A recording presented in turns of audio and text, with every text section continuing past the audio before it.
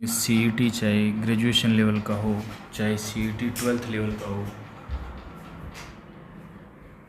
चाहे राजस्थान का कोई भी एग्ज़ाम हो जिसके अंदर आर्ट एंड कल्चर और राजस्थान की जो हिस्ट्री है, राजस्थान का इतिहास और संस्कृति है, वो अगर आ रहा है तो ये रिसोर्स सबसे इम्पोर्टेंट है। मतलब आप इनके सामने किसी भी बुक को कंपेयर नहीं कर सकते। यहाँ से एज इट इज़ क्वेश्चन आते हैं। दूसरी बात, ये सबसे ऑथेंटिक रिसोर्स है पूरे राजस्थान के अंदर। तो अपन आज इसको कंपैरेटिवली दोनों मीडियम के बच्चे देख सकते हैं, इसको अच्छे से अपन स्टडी करते हैं। ठीक है, यहाँ पर अपन आगे बात करते हैं हिस्ट्री ऑफ राजस्थान। इसकी जो टॉपिक है वो ये क्लास 10th की है, राजस्थान जो बोर्ड की। और ये दोनों बुक सेम है, लेकिन थोड़ा सा ये नया एडिशन है इंग्लिश वाला। हिस्ट्री ऑफ राजस्थान के अंदर अपन क्या पढ़ेंगे वो देख लेते हैं। और यहाँ पर ये भी राजस्थान का इतिहास है, कला संस्कृति। देखो राइटर के अंदर क्या डिफरेंस है। हुकमचंद जैन, कितनी शानदार बात है ये चीज़ देखने लायक है। ये आप देखते नहीं हैं, लेकिन आप फिर भी बहुत अच्छी चीज़ है, ये देखने लायक चीज़ है। यहाँ से बात कर रहे थे अपन कि इनके अंदर कौन कौन से कंटेंट है, तो अपन देखेंगे क्लास 10 की ये आरबीएससी की बुक है। इसके जो राइटर है ना, ये बड़ी इंपॉर्टेंट चीज़ है कि इसके राइटर कौन है। तो BM शर्मा, जो फॉर्मर चेयरमैन आरपीएससी के, और कमल नारायण और पवन पांडे, चित्रा राव, और ये देखिए ये राइटर है इसके। और टेक्स्ट बुक कमेटी ये तो क्लास 10 की। वाव, अब देखो हुकमचंद जैन जिसकी ऑफिशियल बुक चलती है, ये है इनके राइटर। और इनके यहाँ पर ये पुराने राइटर हैं, चित्रा राव, ये वगैरह वगैरह। ये इनकी बुक है ना, जो हिंदी ग्रंथ अकादमी है उससे, वहाँ से बुक आती है। तो अपन यहाँ पर देखो, ये सबसे ऑथेंटिक रिसोर्स है। आप चाहे कुछ भी पढ़ लो, ये तो आपको पढ़ना ही पड़ेगा। अब इसके अंदर जैसे टॉपिक देखो, राजस्थान के इतिहास के अंदर अपन क्या क्या पढ़ेंगे। इतिहास में काल का विभाजन पढ़ेंगे अपन, ठीक है। और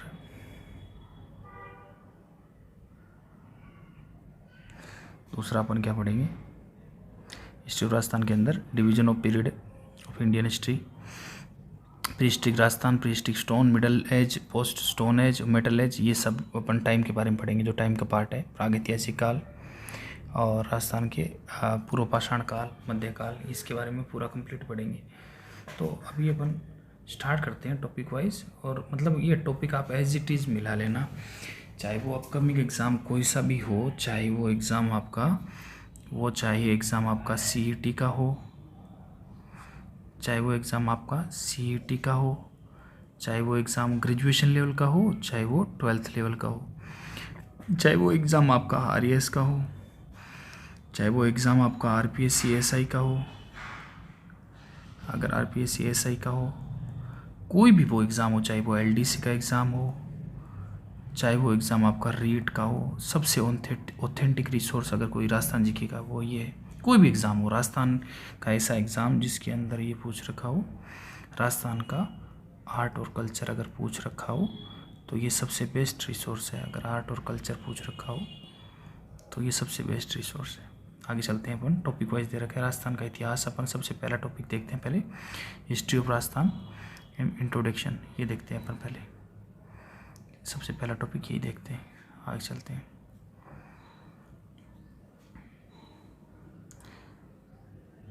पहला टॉपिक यही है, हिस्ट्री ऑफ राजस्थान, जो 35 पेज का है। अब देखो यहाँ पर डिफरेंस देखना आप, डेटा के अंदर कुछ ना कुछ डिफरेंस है। यहाँ 28 पेज का ही है, अपन कंपेयर करके पढ़ लेंगे, कोई दिक्कत नहीं है। बड़ा शानदार टॉपिक है, मज़ा आ जाएगा।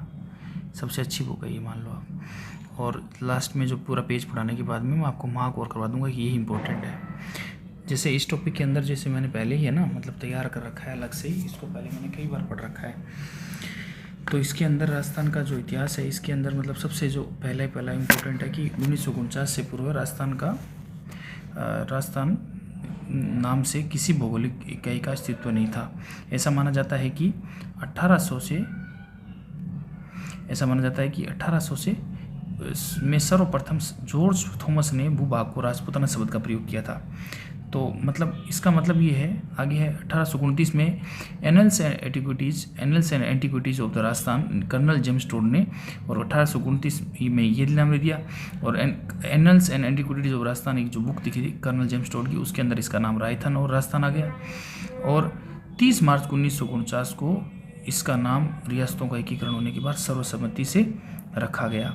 इसका मतलब ये है कि 30 मार्च जो है इम्पोर्टेंट है, ये इससे पहले कोई भी अस्तित्व नहीं था।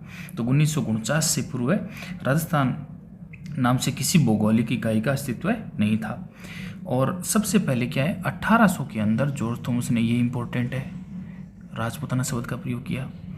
दूसरा, इसके अंदर जॉर्ज थॉमस ने यहाँ पर राजपूताना शब्द का प्रयोग किया। 1829 के अंदर जो annuls and antiquities of Rajasthan है, जेम्स टोड ने इसको पुस्तक में रायथान और राजस्थान नाम दिया। ये बड़ा इंपॉर्टेंट है। आगे है, तो इसका मतलब यहाँ से काफ़ी अच्छे क्वेश्चन बनते हैं। अब बाद में है, यहाँ पर अपन देखते हैं इंग्लिश मीडियम के अंदर बड़ा मज़ा आएगा, मतलब पढ़ने के अंदर ये डेवलप भी होगी और आपको अच्छा भी लगेगा। राजस्थान हिस्ट्री वो भी इंग्लिश में, क्या मज़ेदार चीज़ है। The state of Rajasthan came to the known by this name in 1949, मतलब 1949 से पहले कोई राजस्थान का नाम ही नहीं था। तो ये 30 मार्च 1949। और जॉर्ज थॉमस पहला आदमी था 1829 के अंदर जिसने राजपूताना शब्द नाम दिया। और 1829 में सेकंड जो बंदा था जिसने कुछ बोला, जेम्स टोड था, उसने रायथन और राजस्थान नाम दिया। तो राजस्थान और राजस्थान नाम सबसे पहले जेम्स टोड ने 1829 में, और 30 मार्च 1949 को इसका विलय हो गया। मज़ा आया।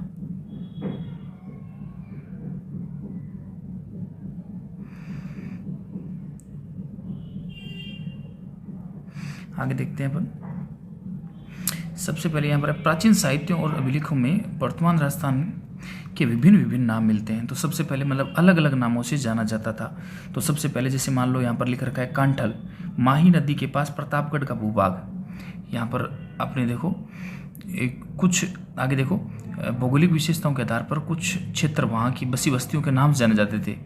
जैसे राजस्थान के क्षेत्रों के प्राचीनतम नामों से जिनका उल्लेख ऋग्वेद में भी आया है, मरु, धान, चांगल, शूरसेन, ये इम्पोर्टेंट है। और मरु और धन दोनों का अर्थ एक ही है, इसलिए इसका प्रयोग जोधपुर संभाग के लिए हुआ है। सबसे इम्पोर्टेंट, जोधपुर पहले मरु और फिर मरुवार कहलाता था। कालांतर में इसको मारवाड़ भी कहा जाने लगा। और बीकानेर और नागौर के आसपास का क्षेत्र जांगल कहलाता है। और जांगल शब्द का प्रयोग का मतलब यहाँ पर है उस क्षेत्र के लिए किया जाता है जहाँ पर सम्मी, केर और पीलू आदि होते हैं। तो मतलब ये भी पूछ सकता है, सम्मी, केर और पीलू आदि होते हैं, वहाँ उस स्थान को क्या कहा जाता है, जांगल। आगे है मत्स्य, जिसका उल्लेख भारत में एक राज्य के रूप में हुआ है, वह जयपुर, मतलब जयपुर, अलवर, भरतपुर तक फैला हुआ है, जिसको मत्स्य बोला जाता था, और जिसकी राजधानी विराटनगर थी। और भरतपुर के मथुरा क्षेत्र से सटे हुए क्षेत्र धौलपुर और करौली के अधिकांश भाग को सूरसेन कहा जाता था। मतलब ईस्ट वाले भरतपुर और करौली को। यहाँ एक प्राचीन राज्य था, महाभारत में भी इसका उल्लेख मिलता है।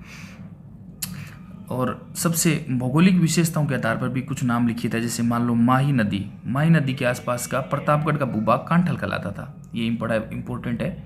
मतलब कांठल के लिए क्या क्वेश्चन आ सकता है कि कांठल का मतलब ये है, कांठल का मतलब ये है कि माही नदी के पास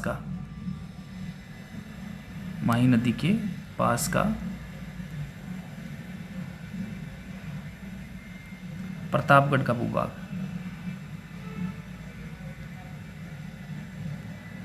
प्रतापगढ़ का भूभाग।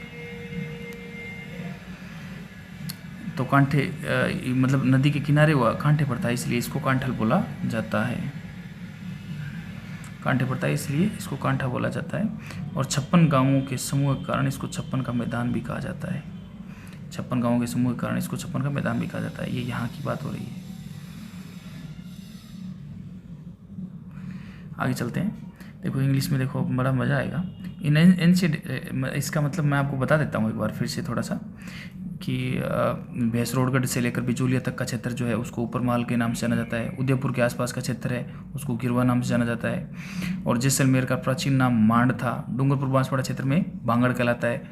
कोटा और बूंदी का प्रदेश हाड़ौती के नाम से प्रसिद्ध था। सीकर चूरू झुंझुनू इसको शेखावटी के नाम जाना जाता है।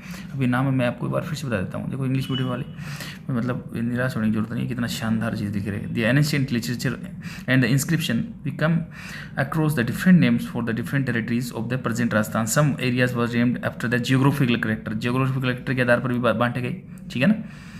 Among the oldest name we come across the Rigveda, Rigveda में कुछ नाम मिलता है, जैसे मान लो मरु, धानव, जांगल, मत्स्य और सूरसेना, ये अपन ने पढ़ लिया। मरु का मतलब है, मरु और धानु एक ही नाम है दोनों का मतलब। Both were used under the present Jodhpur division, ये अपन ने बात कर ली थी। तो ये अलग अलग एरिया है। बाद में Jodhpur first cold Maru and later बाद में उसका नाम मारवाड़ कहा जाता है। और झांगल का मतलब यहाँ पर ये है कि वहाँ पर प्रोसेसिन एरिया मतलब शामी होता है, केयर होता है, पिल्लू होता है, इसलिए इसको बोला जाता है। बीकानेर, नागौर और इसके एडजोनिंग एरिया को झांगल देश बोला जाता है। मत्स्य का एरिया का मतलब है महाभारत और किंगडम। ये जयपुर तक, अलवर तक, भरतपुर तक एक्सटेंडेड था। इसकी कैपिटल थी विराटनगर। भरतपुर और मथुरा और major part of Dholpur Karauli इसको बोला जाता था सूरसेना किंगडम बोला जाता। This is also ancient kingdom, the first mention in Mahabharata also. इसका मतलब ये अपन ने जो पढ़ लिया ये सेम डिटो वही चल रहा है, ठीक है ना।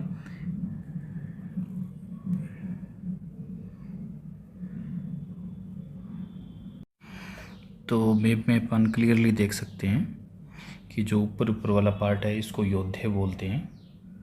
योद्धे, ये वाला जो पार्ट है ये वाला योद्धे बोलते हैं इसको। जैसे मैं मेंशन कर दूं, ये वाला पार्ट योद्धे कहलाता है, जिसके अंदर कौन कौन से जिले आते हैं?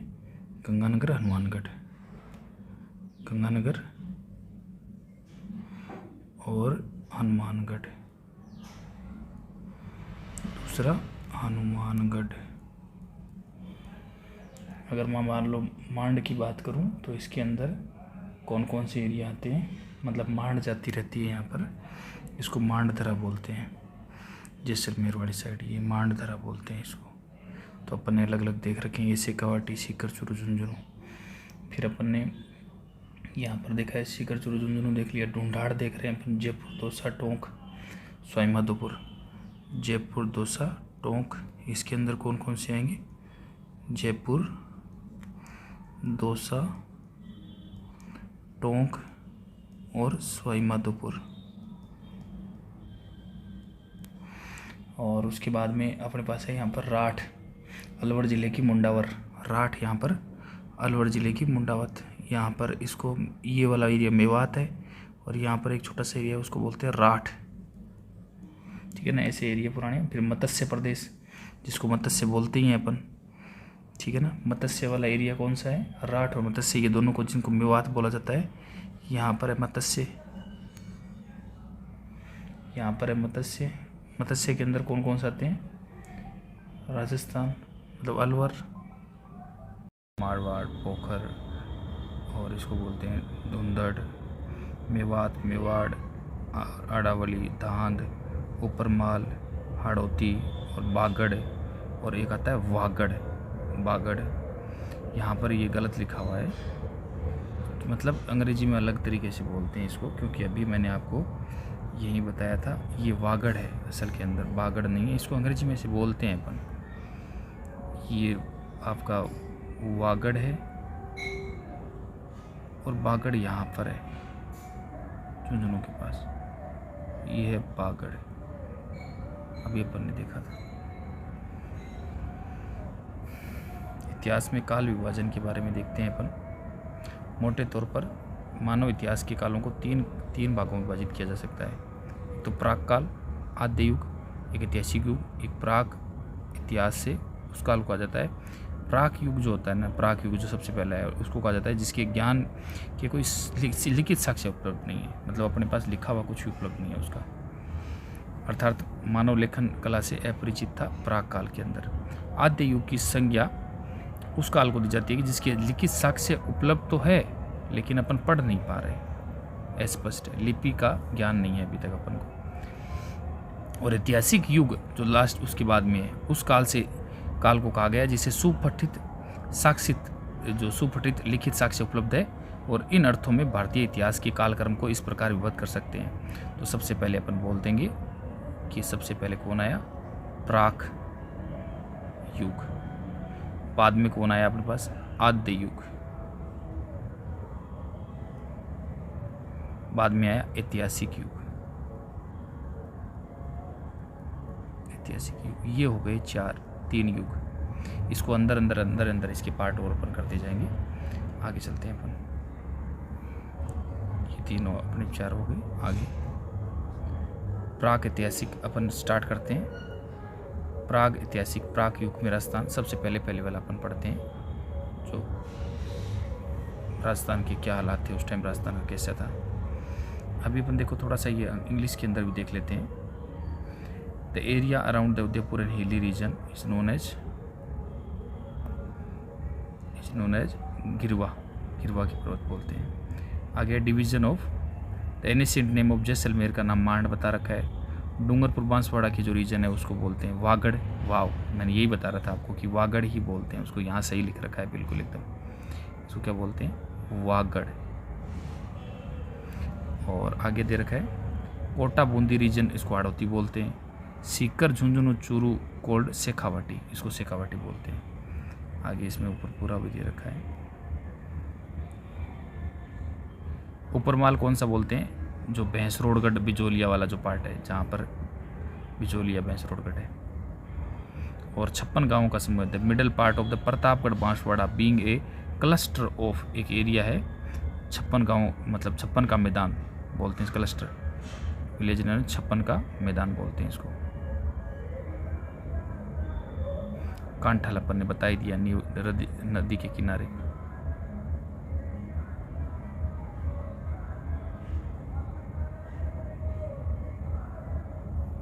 Broadly the human history is known as, ये बड़ा इजी है, इंग्लिश के पढ़ने का कुछ फ़ायदा होता है। प्री हिस्ट्रिक पार्ट बोलते हैं इसको, जिसके लिखित साक्ष्य उपलब्ध नहीं है, ठीक है ना, है ही नहीं कुछ भी उपलब्ध, इसको प्री हिस्ट्रिक पार्ट बोलते हैं। Pre historic part comma. दूसरा वाला कौन सा है, प्रोटो, जिसके उपलब्ध तो है लेकिन पढ़ नहीं पा रहे हैं अपन, उसको प्रोटो हिस्ट्रिक बोलते हैं। और बाद में हिस्टोरिकल, जिसके साक्ष्य उपलब्ध है और अपन पढ़ भी पा रहे हैं और लिपि का ज्ञान भी है, इसी को बोलते हैं। 3 टाइप का ही हो गया, जिसमें हिंदी में इसको बोलते हैं अपन प्राक, इसको बोलते हैं प्राक, हिंदी में बोल दो प्राक बोल दो, जिसको शुद्ध हिंदी के अंदर प्रागैतिहासिक काल भी बोलते हैं। मतलब जब संधि विच्छेद किया जाए तो प्राक हो जाता है, और पूरा शब्द बोला जाए शुद्ध हिंदी है तो प्रागैतिहासिक हो जाता है, ठीक है ना।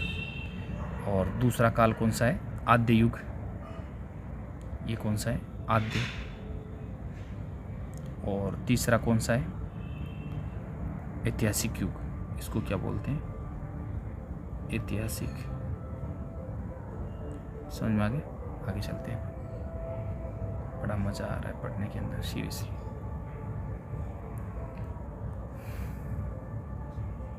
ये पार्ट हो गए सारे के सारे, अपन ने डिस्कस कर ली। आगे है, अपन ने ये बातें भी बता दी आपको, इंग्लिश के अंदर भी ये इतना मार्क कर लेना आप, ठीक है। The pre historical card known as the invention of writing is the period of the pre historic, जो बोलते हैं इसको invention of the writing. Its knowledge is solely based on physical और आर्कियोलॉजिकल एविडेंस, आर्कियोलॉजिकल एविडेंस के ऊपर है ये, ठीक है। कुछ बता रखा होगा उसके अंदर भी।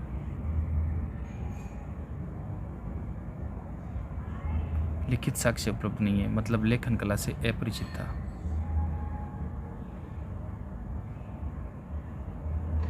मतलब लेखन कला से अपरिचित था, मतलब लेखन कला से पहले का टाइम है ये लेखन कला से पहले का टाइम देख लो चाहिए।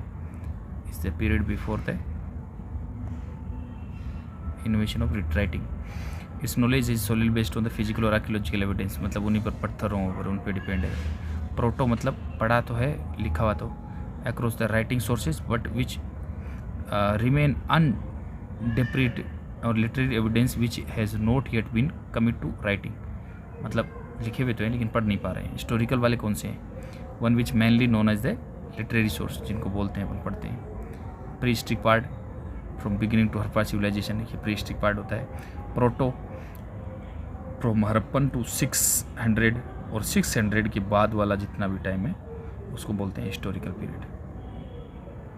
600 के बाद में, इसके बाद में, ठीक है, यहाँ तक तो ये हड़प्पन सिविलाइजेशन प्रोटो, और इसके बाद में from 600 BC up to present,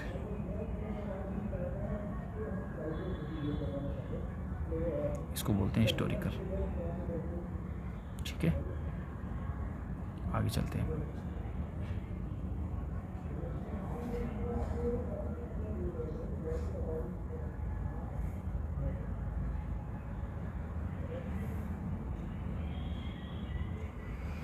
Rajasthan के अंदर प्राग ऐतिहासिक काल के अंदर राजस्थान के अंदर क्या क्या सोर्सेस मिले हैं। तो मानव सभ्यता का उदय नदी घाटियों में हुआ था। मानव सभ्यता का उदय आपको पता है कि नदी घाटियों में हुआ है, क्योंकि नदी घाटियों में जल की प्रचुर मात्रा होने के कारण यहाँ पर रहने में आसानी होती थी, कंदमूल वगैरह सब मिल जाते थे। सघन वनों के कारण यहाँ मांस, पशु पक्षी आसानी से उपलब्ध हो जाते थे। सैकड़ों वर्षों पूर्व यहाँ पर भौगोलिक स्थिति ऐसी थी, और जहाँ पर आज राजस्थान है, जहाँ पर राजस्थान का जो पूरा वाला पार्ट है वहाँ पर है बड़ा भूभाग आज, मतलब वहाँ अपन राजस्थान मरुस्थल भी बन चुका, लेकिन ये पहले की बात हो रही है। किंतु विद्वानों की मान्यता है कि यहाँ पर समुद्र था, बहुत बड़ा समुद्र था, और सरस्वती और बृहस्पति नदियाँ इस समुद्र में आकर मिलती थी। उसके अपन को एविडेंस भी बहुत सारे मिले कि सरस्वती नदी निकलती थी राजस्थान में, जहाँ पर आज डेजर्ट फैला हुआ है। आगे है, यही कारण है कि ऐसी भौगोलिक परिस्थिति में मानव सभ्यता के प्राचीनतम भूभागों में से होने का गौरव प्राप्त हुआ। मतलब यहाँ पर एविडेंस मिले अपन को, जैसे कालीबंगा है। और मानव सभ्यता के उद्भव के इस काल को पाषाण काल कहते हैं। इसे 3 भागों में बांटा गया है, पूर्व पाषाण, मध्य पाषाण और उत्तर पाषाण। अब देखो प्राग को कैसे बांट दिया, ध्यान में रखना आप। प्राग के भी 3 पार्ट कर दिए। ये जो प्राग है इसके 3 पार्ट कर दिए। 3 पार्ट कौन कौन से, कि 3 भागों में बांट दिया। पूर्व पाषाण, एक तो पूर्व पाषाण, ठीक है ना, पूर्व पाषाण। एक है मध्य, और एक है उत्तर पाषाण। सबसे मतलब बाद का, मतलब नया वाला ये, और इसके भी पहले और सबसे पहले वाला ये इसको डिवाइड कर दिया, किसको, प्राग ऐतिहासिक काल को 3 भागों में डिवाइड कर दिया। आगे चलते हैं। तो पूर्व पाषाण काल के बारे में पढ़ते हैं अपन, और ये इंग्लिश के अंदर लिख रखा है, इसमें कोई खास नहीं है। कि सेटलमेंट जो भी थे, नदियों के किनारे फ्लोरा फिला अवेलेबल थी, मतलब 100 ऑफ ईयर्स अगो, पहले की बात हो रही है। आज जो स्थिति है वहाँ पर ऐसी स्थिति नहीं थी। आज वहाँ पर राजस्थान है, डेजर्ट है, और समुद्र हुआ करता था। वहाँ पर सरस्वती नदी, बृहस्पति नदी हुआ करती थी। और the first phase of the human history, जो पैलोलिथिक हिस्ट्री को बोलते हैं, पैलोलिथिक पार्ट बोलते हैं, वो इस पैलोलिथिक को, मतलब अपन ये कहना चाह रहे हैं कि जो प्राग है ना, प्राग ऐतिहासिक काल सबसे पुराने वाला, उसको बोलते हैं पैलोलिथिक। क्या बोलते हैं, पैलोलिथिक। ये प्राग है, इसको प्राग बोलते हैं। अपन उससे इंग्लिश में पढ़ सकते हैं। प्राग के फिर बाद में पैलोलिथिक के बाद में देखो नियोलिथिक आएगा, मीसोलिथिक आएगा, वो सारे के सारे आएंगे।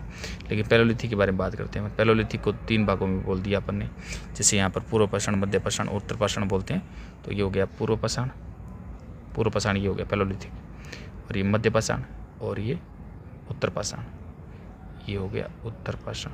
मतलब सबसे नया ये, सबसे पुराना ये। मतलब प्राग के अंदर भी, मतलब पैलोलिथिक के अंदर भी 3 पार्ट कर दिए। अब आगे अपन पढ़ते हैं पूर्व पाषाण के बारे में। पूर्व पाषाण के राजस्थान में मानव उदय कब हुआ यह निश्चित रूप से ज्ञात नहीं है, लेकिन यहाँ विभिन्न उत्खननों से इस प्रकार विशेष रूप से क्वार्ट्ज पत्थर के अनेक उपकरण मिले हैं यहाँ पर, जो 1.5 लाख से 2 लाख वर्ष पूर्व तक मानव संस्कृति विद्यमान थे, ऐसे बताते हैं। यहाँ मेन क्वेश्चन ये बनता है, देखो 1870 में सीए हेकेट ने सर्वप्रथम यहाँ पर जयपुर और जयगढ़ से पत्थर से बनी हुई पाषाणकाली ये हस्त कुठार हैंड एक्स मतलब कुल्हाड़ी, ये सबसे पहले खोज डाली। तो ये सबसे पहले ये इम्पोर्टेंट है, हैंड एक्स कब खोजी, ये सबसे ज़्यादा इम्पोर्टेंट है यहाँ पर, ठीक है ना। कहाँ से मिली ये, इंद्रगढ़, बूंदी और जयपुर में यहाँ से मिली। आगे है तो इसके अंदर देखो जयपुर, इंद्रगढ़, ये बड़ी अच्छी बात है यहाँ पर। इंद्रगढ़ वाला पार्ट है ना, ये बूंदी के अंदर है। ये यहाँ पर देखो पूरा एकदम मेंशन कर रखा है। ये जो इंद्रगढ़ है ये देखो कहाँ पर है, बूंदी, ये बूंदी के अंदर है। आगे चलते हैं अपन। इसके बाद क्या हुआ, इसके पश्चात सेटनकार ने झालवाड़ा से, सेटनकार जो था उसने झालवाड़ा से भी अनेक उपकरण खोज निकाले। इसको बोलते हैं सेटनकार, झालावाड़ से। और योजनाबद्ध उत्खनन से पुरातात्विक संग्रहालय नई दिल्ली, डेक्कन कॉलेज पुराना के वीरेंद्र नाथ मिश्र, इनको बड़ी अच्छी चीज़ मिली। एवं पुरातत्व संग्रहालय के विभाग के RC अग्रवाल, डॉक्टर विजय कुमार, हरिश्चंद्र मिश्रा, इन्होंने राजस्थान की पूर्व पाषाणकालीन सभ्यता और संस्कृति के सराहनीय योगदान दिया है, मतलब सामने लाने के अंदर सराहनीय योगदान दिया है। इनके प्रयत्न से अजमेर, अलवर, चित्तौड़, भीलवाड़ा, जयपुर, झालावाड़, जोधपुर, पाली, टोंक आदि में नदियों के अवशेष के रूप में चंबल, बनास, उनकी सहायक नदियों के किनारे पूर्व पाषाण के उपकरण प्राप्त हुए हैं। जालोर के इसी भाग से जालोर से इस भाग के उपकरणों की खोज का श्रेय B. आलचिन को है। तो ये नाम बड़े ध्यान में जो उन्हें रहने जरूरी है। स्पष्ट है कि उपयुक्त भूभाग पाषाण काल संस्कृति का प्रसार क्षेत्र था। ये अपन को ऐसे पूछा जा सकता है, निम्न में से कौन सी संस्कृति पूर्व पाषाण की है। तो पूर्व पाषाण के बारे में अपन एक बार फिर से अगर बात करें तो यहाँ हैंडेक्स अपन को मिली। दूसरा यहाँ पर ये हैंडेक्स कहाँ पर मिली, इंद्रगढ़ और जयपुर। इंद्रगढ़ जो बूंदी के अंदर, वहाँ पर अपन को मिली। फिर जो कोई मतलब जो संग्रहालय विभाग नई दिल्ली है, तो डेक्कन कॉलेज पूना का वीरेंद्र नाथ मिश्र थे, और राजस्थान के पुरातत्व विभाग के RC अग्रवाल, विजय कुमार और हरिश्चंद्र मिश्रा, ये जो सारे लोग थे, इन्होंने पूर्व पाषाणकालीन संस्कृति को सामने लाने में बड़ा योगदान दिया है। ये संस्कृति कहाँ कहाँ मिली है, अजमेर, अलवर, चित्तौड़, भीलवाड़ा, जयपुर, जालोर, जोधपुर, पाली, टोंक, यहाँ पर मिली है। फिर बाद में जालोर के अंदर जो उपकरण खोज हुए हैं वो उनका श्रेय B. आलचिन को जाता है। उनका श्रेय किसको जाता है, B. आलचिन को। तो ऐसे ये इंपॉर्टेंट है, B. आलचिन को जाता है। ठीक है ना। आगे चलते हैं। मीसोलिथिक पीरियड, मतलब अभी पूर्व पाषाण अपन पढ़ चुके, अब मध्य पाषाण। मीसो मतलब मीडियम, बीच वाला। ठीक है ना। तो इसके अंदर अपन पढ़ते हैं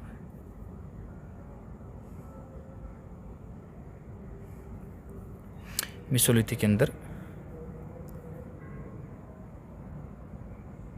मध्य पाषाण के अंदर सहायक नदियों चित्तौड़ से बेड़च, विराटनगर के मध्य, मतलब जो जयपुर के पास में जो पाषाणकालीन उपकरण मिले हैं, तो मतलब ये थोड़े बाद में है, मतलब उससे नए ही उपकरण, छोटे, हल्के और कुशलता से निर्मित है। ये उपकरण जेस्पर के हैं, चार्ट के बने हुए हैं, मतलब एगेट चार्ट, कार्नेलियन, क्वार्ट्ज और कलसेडिनडोनिस आदि से बने हैं, जिसमें ब्लेड, एग्रेवर, ट्रायंगल, कंसरेंट, क्रेसेंट, ट्रेपेज, स्क्रैपर और पॉइंटर आदि का उल्लेख है। पत्थर से बने इन उपकरणों को माइक्रोलिथ लघु पाषाण उपकरण कहा गया है। लघु पाषाण मध्य पाषाण एज के अंदर इनको खोजा गया है, और लघु पाषाण उपकरण भी इनको कहा जाता है। मीसोलिथिक मतलब मध्य पाषाण काल के अंदर ये मिले थे। लूणी रिवर के आसपास में ये मिले हैं। यहाँ पर देखो लूणी और उसकी सहायक नदियों, ठीक है ना, लूणी और उसकी सहायक नदियों, और विराटनगर, बागौर, भीलवाड़ा, विराटनगर के बाद में ऊपर को दे रखे ना, लूणी सहायक नदियों तक विराटनगर के मध्य उपकरण मिले हैं। बेड़च नदी घाटी, चित्तौड़गढ़ की बेड़च नदी घाटी, river in Chittor from Viratnagar, Bagore, Bhilwara is the largest mesolithic site in India. वाह, ये बड़ा इंपॉर्टेंट क्वेश्चन। देखो इसके अंदर ये फ़र्क है लेटेस्ट इंग्लिश को वाले को पढ़ने का। यहाँ पर जो एक लाइन दे रखी है, मैं अलग से मेंशन कर रहा हूँ इसको रेड कलर के अंदर, आप इसको ध्यान से देखना, पीले कलर में डाल रहा हूँ इसको, ठीक है। ये सबसे यहाँ पर देखो अपन ने पढ़ा तो है ये, लेकिन मैं इसको थोड़ा और कलर इस्तेमाल करता हूँ।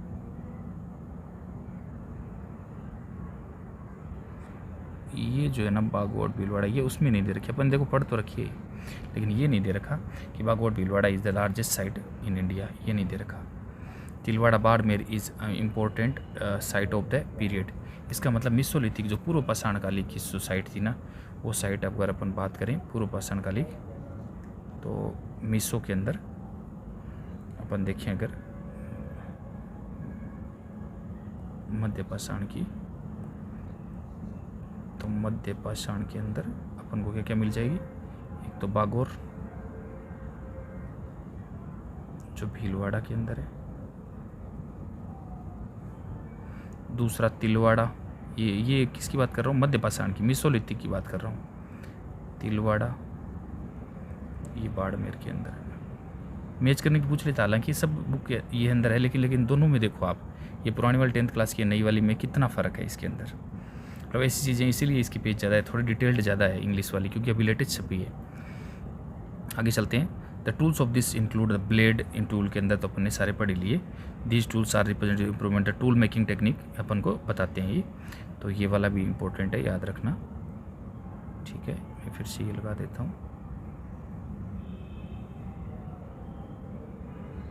दे आर कॉल्ड माइक्रोलिथ्स, क्योंकि वो साइज में बहुत छोटे थे, इसके लिए इनको लघु पाषाण बोलते हैं। मतलब है तो पाषाण काल के, मध्य पाषाण के, लेकिन बहुत छोटे हैं, इसलिए इसको लघु पाषाण भी बोलते हैं, मतलब माइक्रोलिथ भी बोलते हैं। माइक्रोलिथ किसको बोलते हैं पूछा जा सकता है। तो ये मध्य पाषाण का हो गया। असल के अंदर ये जो था वो इसका नहीं होकर इस ऊपर वाले का है, ठीक है ना, ये ध्यान में रखना। आगे नियोलिथिक, नवपाषाण। नवपाषाण की अगर अंदर बात करें तो भारत के अंदर नवपाषाण काल, मतलब उत्तर नवपाषाण काल की बात कर लेते हैं अपन एकदम, मतलब है तो पाषाण, लेकिन उत्तर पाषाण हो गया ना, उत्तर नवपाषाण, जिसको बोलते हैं नियोलिथिक एज, एकदम फ्रेश।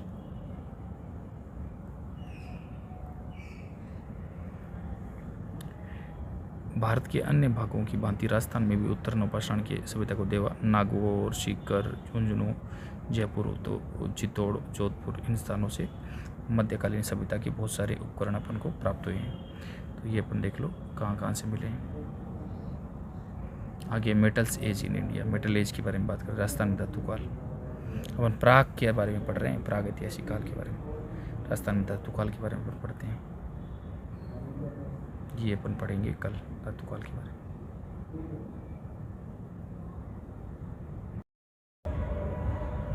तो ये जो क्षेत्रों के नाम है ये अपन को याद रखने हैं, बिल्कुल।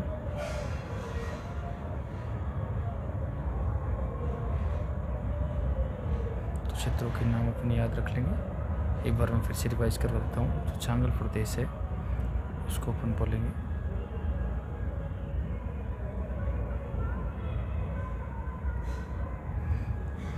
चांगल प्रदेश है, उसको बीकानेर और जोधपुर का उत्तरी भाग ये चांगल प्रदेश है, मैंने आपको बता दिया वाला भाग। और जो योध्या है ये मैंने आपको बता दिया। सूरसेन मैंने आपको ये बता दिया, सूरसेन मतलब भरतपुर धौलपुर वाला, ये यहाँ पर है पास में। गिरवा है ये उदयपुर के आसपास की पहाड़ियों वाला नाम, मतलब गिरवा ये वाला। गोडवाड़ प्रदेश है यहाँ पर पास में, गोडवाड़ प्रदेश है जो बाड़मेर और जालौर के पश्चिम शुरू है। आई छतरपुर ये नागौर वाला है, आई छतरपुर ये नागौर वाला पार्ट है, बीच का पार्ट। और राठ किसको बोलते हैं, अलवर ज़िले का भाग, यहाँ पर अलवर ज़िले का भाग है, अलवर के पास में इस साइड जयपुर के आसपास। यहाँ पर है ऊपरमाल, ये भीलवाड़ा और चित्तौड़गढ़ के बीच में, ऊपरमाल का पठार ये भीलवाड़ा और चित्तौड़ के बीच में। और आगे शेखावटी, सीकर, चूरू, झुंझुनू आप जानते हैं, मैन बता रहा हूँ मैं। बोरहट का पठार उदयपुर जिले को कोकुंदा और राजसमंद कुंभलगढ़ के बीच में। बोरहट का पठार, ये बोरहट का पठार यहाँ पर है, ये रहा। और मेरवाड़ा, अजमेर व राजसमंद जिले के क्षेत्र, मेरवाड़ा बोलते हैं, अजमेर और राजसमंद क्षेत्र। आगे है खेराड़ एवं मलखेड़ा, भीलवाड़ा जिले की जहाजपुर तहसील, इतना काम का नहीं। मत्स्य क्षेत्र अलवर, धौलपुर, भरतपुर, करौली। मत्स्य क्षेत्र बड़ा इंपॉर्टेंट है। इसके अंदर मत्स्य के अंदर कौन कौन से आएंगे, मत्स्य के अंदर आएंगे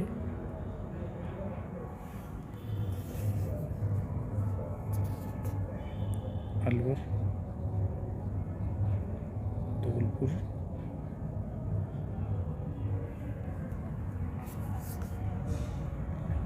अलवर, धौलपुर और ये वाले क्षेत्र भरतपुर, करौली और करौली। आगे है ढूढ़ाड़ किसको बोलेंगे? जयपुर व आसपास के क्षेत्र को ये ढूढ़ाड़ किसको बोलेंगे? यहाँ पर ढूढ़ाड़ है, ढूढ़ाड़ प्रदेश यहाँ पर है जयपुर के आसपास। आगे चलते हैं। और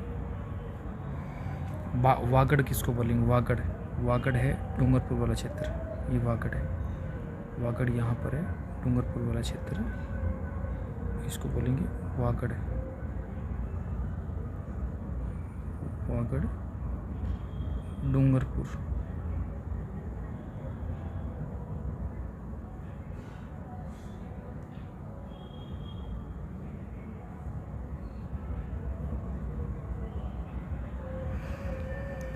आगे है मारवाड़ जोधपुर के आसपास का क्षेत्र, और मेवल डूंगरपुर बांसवाड़ा के मध्य का क्षेत्र, मेवात अलवर के आसपास का क्षेत्र, इसको बोलते हैं मेवात। अलवर के आसपास का जो क्षेत्र है उसको बोलते हैं मेवात, ये वाला मेवात। और मेवल डूंगरपुर बांसवाड़ा के आसपास क्षेत्र, तोरावटी शेखावटी के आसपास का क्षेत्र, यहाँ पर तोरावटी है, ठीक है, जहाँ पर तोमर वंशीय शासकों का आधिपत्य रहा। हाड़ौती कोटा झालवाड़ के आसपास क्षेत्र, हाड़ौती ये रहा कोटा झालवाड़ के आसपास क्षेत्र। और भोमट क्षेत्र डूंगरपुर पूर्वी वाला भोमट क्षेत्र बोलते हैं इसको, यहाँ पर है भोमट, इसके आसपास है, इसमें शो नहीं कर रखा। बागड़ हो गए, बागड़ और वागड़ दोनों अलग अलग है। बागड़ जो है पाली नागौर सीकर झुंझुनू का भाग, और जो वागड़ है वो है डूंगरपुर का भाग। भोमट है डूंगरपुर का भाग, कुरुक्षेत्र है अलवर के आसपास का भाग, थली है बीकानेर चूरू का भाग, बीकानेर और चूरू के दोनों का जो मिला हुआ भाग है वो थली है, उसको थली बोलते हैं। आगे है सीवी मेदपाट मेवाड़ उदयपुर का भाग, माल दक्षिण पूर्व भाग। माल अभी तक अपन ने ये पढ़ लिया है, ऊपर से मेटल एज पढ़ना है राजस्थान के अंदर, धातु काल मेटल एज इन राजस्थान, ये अपन को पढ़ना है, मेटल एज इन राजस्थान। तो जो राजस्थान के अंदर धातु काल है उसके बारे में अपन पढ़ेंगे, मेटल एज राजस्थान। तो मेटल एज के बारे में आपको मैं एक बार बता देता हूँ। राजस्थान में ताम्रकालिक जो संस्कृति है उसी को बोलते हैं मेटल एज, उससे मतलब मेटल एज की स्टार्टिंग बोलते हैं उसको, ताम्रकाल की स्टार्टिंग। ताम्रकाल संस्कृति के प्राचीन स्थलों से, मतलब जैसे गणेश्वर सीकर है, गणेश्वर सीकर का नाम आपने सुना होगा, तो गणेश्वर सीकर भी एक एग्जाम्पल है राजस्थान में धातु काल का। कालीबंगान मानगढ़ है, गिलुंड राजसमंद है, आहड़ व झाड़ोल जो उदयपुर में है, पिंड पांडलिया जो चित्तौड़गढ़ के अंदर है, ये बहुत इंपॉर्टेंट है, और कुराड़ा जो नागौर के अंदर है, साबरिया और पूगल बीकानेर के अंदर, नंदलालपुरा और किराड़ौत व चितवाड़ी जयपुर की, नंदलालपुरा किराड़ौत और चितवाड़ी जयपुर की, और एलाना जालोर की, और बूढ़ा पुष्कर अजमेर की, और कोल माहौल स्वाईमाधोपुर मला भरतपुर की। तो ये अपन को यहाँ पर देखनी है मिडिल एज के अंदर सारा का सारा, तो मैं इम्पोर्टेंट जो है वो इसमें मार्क कर देता हूँ। तो यहाँ पर अपन को ज़्यादा संस्कृति के जो एग्जाम्पल है वही देखने हैं। गणेश्वर सबसे पहला है, सीकर, कालीबंगान मानगढ़, गिलुंड राजसमंद, आहड़ व झड़ोल उदयपुर, पिंड पंडलिया चित्तौड़, ये बड़ी इंपॉर्टेंट है क्योंकि पिंड पंडलिया इससे पहले नहीं पूछी गई है कभी भी, तो अपन को अच्छे से ध्यान रखना है इसका। पिंड पंडलिया अपन को पहले नहीं पूछी गई है, ठीक है। जो अलग है ना वो आहड़ व झड़ोल उदयपुर, कुराड़ा नागौर और साबरिया व पूगल बीकानेर, नंदलालपुरा किराड़ौत चितवाड़ी, ये तीनों जयपुर की है। एलाना जालोर, बूढ़ा पुष्कर अजमेर, ये अपन को पता है, और कोल माहौली स्वाईमाधोपुर, मलाह भरतपुर आदि विशेष रूप से लेखनीय है। अब देखो इसमें इंपॉर्टेंट क्या हो जाता है कि इसमें जो दी हुई है ना वो इंपॉर्टेंट है ज़्यादा, तो इसको अपन को लर्न करना, अच्छे से लर्न करना ही है। और तो एग्जाम्पल देखो दुनिया भर के पड़े हैं, अगर आप उसका देखोगे लक्ष्य राजस्थान पार्ट 1 बहुत अच्छी बुक है लेकिन बहुत बड़ी है, उसके अंदर बहुत सारे एग्जाम्पल दे रखे हैं, लेकिन ये एग्जाम्पल थोड़े इंपॉर्टेंट हो जाते हैं। तो इंग्लिश के अंदर भी अगर अपन देखें तो जो परमानेंट कॉपर एज कल्चर जो है, गणेश्वर सीकर आ गया, कालीबंगान मानगढ़, गिलुंड राजसमंद, आहड़ व झारोल, पिंड पांडलिया चित्तौड़, कुरड़ा नागौर, और आगे है नागौर के बाद में अपन को यहाँ पर क्या दे रखा है, साबणिया व पूगल बीकानेर, साबणिया व पूगल बीकानेर, और नंदलालपुरा किराड़ौत और चितवाड़ी जयपुर, और एलाना जालोर, और बुद्धा पुष्कर अजमेर, और कोटा माहौली स्वाईमाधोपुर मला भरतपुर। ये अपन को एग्जाम्पल मिलते हैं। आगे अपन पढ़ेंगे लो एज। लो एज के अंदर अपन को क्या है, क्या पढ़ना है। लो एज के अंदर मैं पहले आपको देखो इंपॉर्टेंट बता देता हूँ लो काल के बारे में। राजस्थान के लो के अंदर मतलब जो लो है काल, जो सभ्यता जिसको बोलते हैं, अपन धातु काल पढ़ रहे हैं। धातु काल के अंदर ताम्र अपन ने संस्कृति पढ़ ली, अब लो काल पढ़ रहे हैं। राजस्थान में नो भरतपुर, जोधपुरा, जयपुर, सुनारी, झुंझुनू, रेड, जो टोंक है, ये एग्जाम्पल है।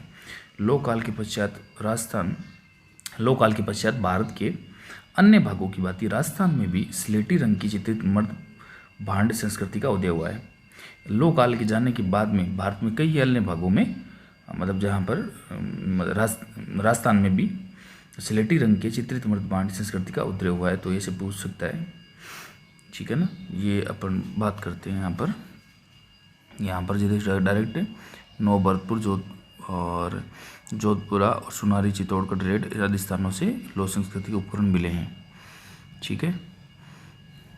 ये नो में प्राप्त लोह के अवशेष से आगे जोधपुर और सुनारी लोह को गलाने की भट्टियाँ और अस्त्र शस्त्र और कारखानों के अवशेष मिले हैं। बड़े इंपॉर्टेंट हो जाता है। जोधपुर और सुनारी से गलाने के अस्त्र शस्त्र गलाने के कारखाने मिले हैं। रेड को तो लोह सामग्री प्रचुरता के कारण यह टाटा नगर की संध्या की। लो काल के पश्चात भारत के अन्य भागों की भांति राजस्थान में भी स्लेटी कलर के मर्द भांड संस्कृति का उदय हुआ। तो ये पूछा जा सकता है कि स्लेटी कलर की मर्द भांड संस्कृति का उदय कब हुआ।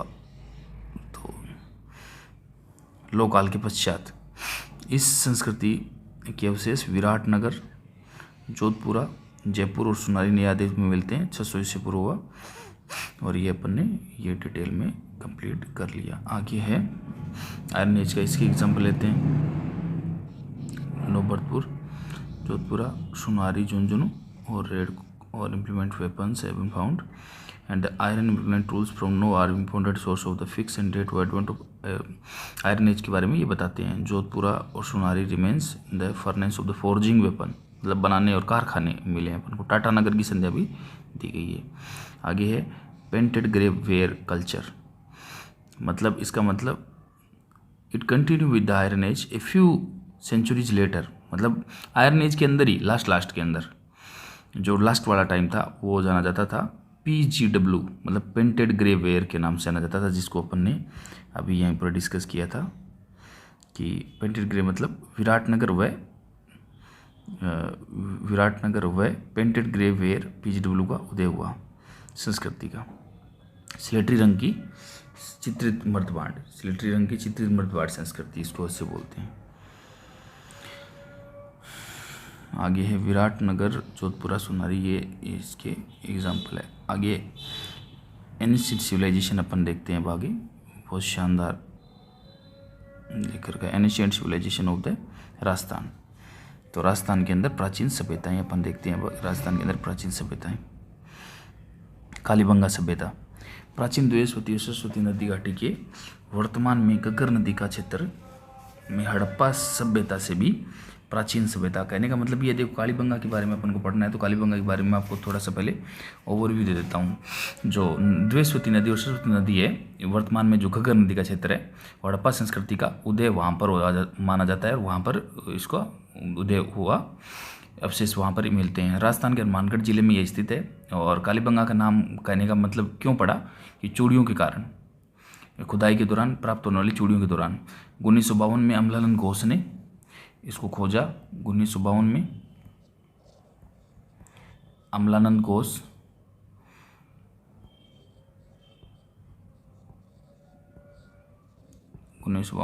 घोष व उसके पश्चात 61 और 62 के अंदर बीबी, ये बड़ा अभी एक्सपायर हुए हैं तो पूछा जा सकता है, बीबी लाल 61-62, और फिर बाद में इसके साथ थे बीके थापर थे। तो कालीबंगा की सभ्यता को दो भागों में बांट सकते हैं अपन। कालीबंगा की सभ्यता को दो भागों में बांट सकते हैं। तो इसका मतलब क्या है कि दौरान चूड़ियाँ प्राप्त हुई, यहाँ पर चूड़ियों के लिए इनको क्या कहा गया, कालीबंगा सभ्यता कहा गया। बंग सर्वप्रथम 52 में और बाद में 61 बीबी लाल और बीके थापर ने काम किया। तो सभ्यता के 5 स्तर सामने आए हैं। प्रथम 2 स्तर में हड़प्पा सभ्यता के प्राचीन है। हड़प्पा सभ्यता से प्रथम 2 स्तर है ना, वो हड़प्पा सभ्यता से भी प्राचीन है, ये माना जाता है। और तीसरे चौथे और 5वें स्तर में सामग्री हड़प्पा सभ्यता की सामग्री के समान और समकालीन है। मतलब ये कहना चाह रहा है कि हड़प्पा सभ्यता से भी पुराने हैं प्राक हड़प्पा और हड़प्पा सभ्यता तो, लेकिन तीसरे चौथे और 5वां स्तर जो है ना वो उनके समकालीन है। इस आधार पर कालीबंगा सभ्यता को 2 भागों में बांट सकते हैं अपन। वाव, मतलब 2 भागों में ले सकते हैं। जैसे अगर मान लो पहले दूसरे के लिए तो प्राक हड़प्पा, तो अपन ले लेंगे यहाँ पर जो प्राक हड़प्पा है वो ये तो है पहले और दूसरे के लिए, ठीक है ना, फर्स्ट और सेकंड के लिए। और जो हड़प्पा सभ्यता है ये है 3rd और 4th और 5वें स्तर के लिए।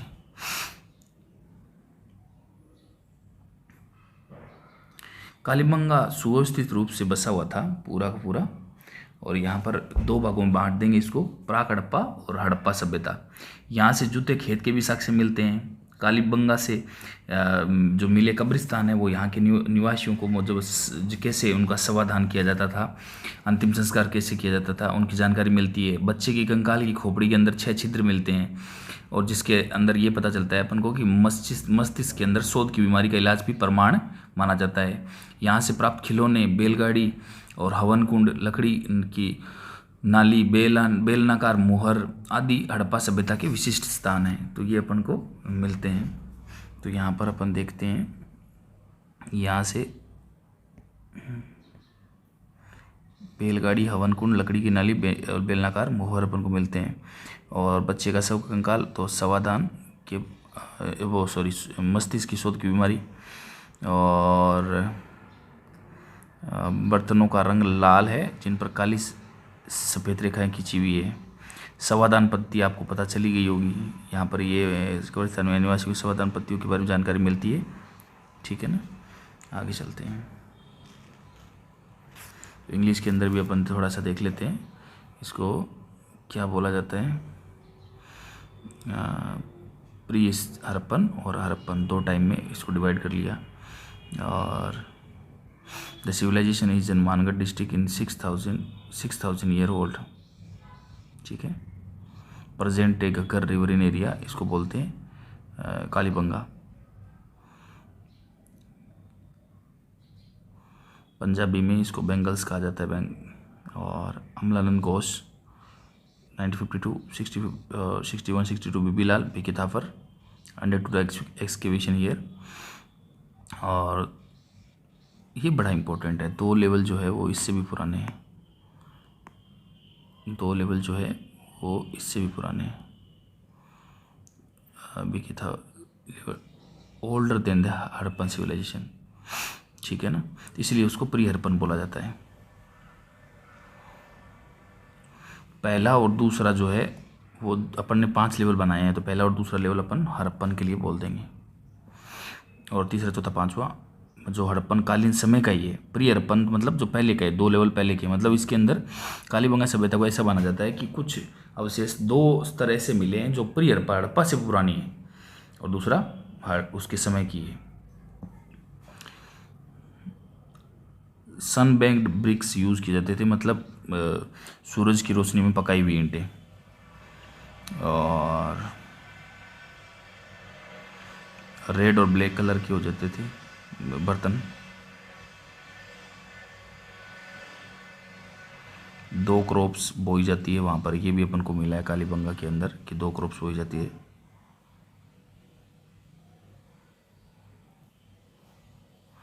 एक स्कल मिला है चाइल्ड का, 6 होल किए हुए हैं उसके अंदर, तो इससे ये पता चलता है कि सर्जरी थी।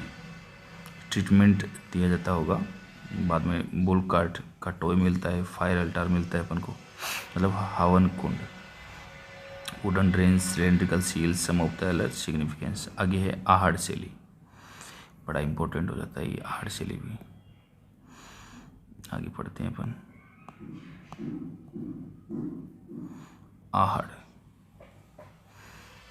आहड़ के बारे में पढ़ते हैं अपन। आहड़ सभ्यता उदयपुर शहर के पास में बहने वाली आहड़ नदी, जिसको आयड़ भी बोलते हैं, इसके बारे में पहले मैं आपको थोड़ा सा और भी दे देता हूँ।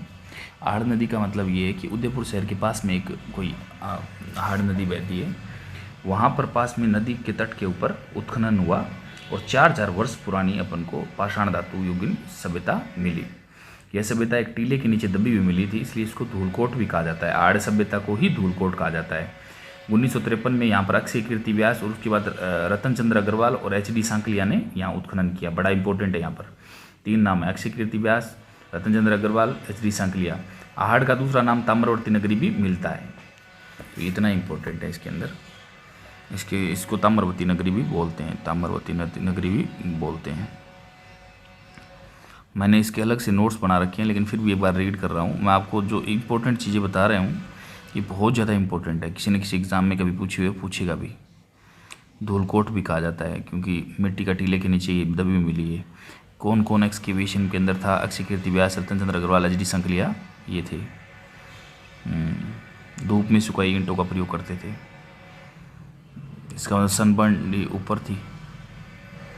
गहनों के साथ दफनाते थे लोगों को। और जीवन की अवधारणा का समर्थन, मतलब मृत्यु के बाद भी जीवन की अवधारणा का संबंध, मतलब कुछ आत्मा परमात्मा ऐसा कुछ मिला है। मिट्टी के बर्तन भी सर्वाधिक मिले हैं। मिट्टी के बर्तन वाली संस्कृति का बारे में बताते हैं, इसलिए इसको लाल काली मिट्टी के बर्तन वाली संस्कृति का केंद्र कहते हैं। आर्य संस्कृति का दूसरा नाम ताम्रवती नगरी में मिलता है, क्योंकि यहाँ पर तांबे के औजार और उपकरणों में अत्यधिक प्रयोग में लिए जाते थे। रंगाई छपाई का भी साक्ष्य मिलता है कि रंगाई छपाई का काम भी यहाँ होता था। तो ये अपन ने ये देख लिया। आहड़ तो अंग्रेजी के अंदर भी अपन थोड़ा सा इंग्लिश में भी देख लेते हैं। तो ओल्ड चैल्कोलिथिक कल्चर बोलते हैं इसको, मतलब धातु युगीन, यह पुरानी पाषाण धातु युगीन सभ्यता, ओल्ड चैल्कोलिथिक कल्चर। तो ये अक्षय कीर्ति व्यास ने और रतन चंद्र और HD सांकलिया ने इन्होंने खोजा था, इसलिए इसको धूलकोट भी बोला जाता है। और यहाँ पर ब्लैक और रेड पोट्री मिलती है और ज्वेलरी के साथ लोगों को होता है। आहड़ लोग बेरिड मतलब दफनाया जाता था और believe after death in large quantity of, मतलब ये अगर गहनों के साथ दफनाया जाता है तो इसका मतलब गहने साथ में दफनाए हैं, तो ये सोचते होंगे कि मृत्यु के बाद भी आगे कोई जीवन होता होगा, ऐसी इनकी मान्यता थी। और आहड़ को जाना जाता है ताम्रवती नगरी के, क्योंकि यहाँ पर कॉपर के बहुत सारे टूल यूज़ किए हुए मिलते हैं, बहुत सारे। और ब्लॉक जो अपन को बताते हैं, मतलब रंगाई छपाई का कार्य भी यहाँ पर ठप्पों ब्लॉक जो है उसके ऊपर प्रिंटिंग का काम